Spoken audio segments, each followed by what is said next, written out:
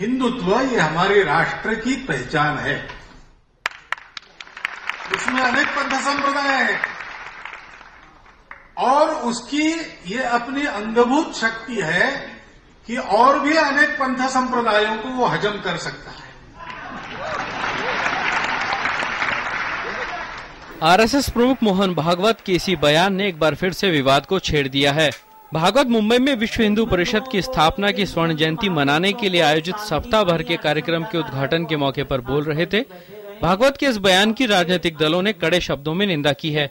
कितने भी बड़े बड़े अच्छे शब्द माननीय प्रधानमंत्री लाल किले से इस्तेमाल कर लें, समन्वय, साथ लेने की भावना इत्यादि, जब तक वो ऐसे लखनपालों, बालियान्स, सिंगल्स, भागवत इत्यादि के विषय में अपनी चुप्पी नहीं तोड़ेंगे, तब तक ये सब बेमानी झूठे साबित होते हैं ऐसे शब्द। भागवत जी को शायद देने वालों हिंदुस्तान का नाम भारत भी है और भारत में रहने वाला हर भारतवासी है। ये मुझे समझता आरएसएस अपनी सोच सांप्रदायिकता के क्यों नहीं बदलता है। एक तरफ विकास की बात की जा रही है लाल किले से, और हकीकत ये है कि आरएसएस और संघ परिवार की हर घटक विनाश का काम, विनाश का भाषा और हिंदुस्तान को विभाजित करने का भाषा और कार्य अपना रहे हैं। ये पहला मौका नहीं है जब आरएसएस प्रमुख के किसी बयान पर विवाद पैदा हुआ हो।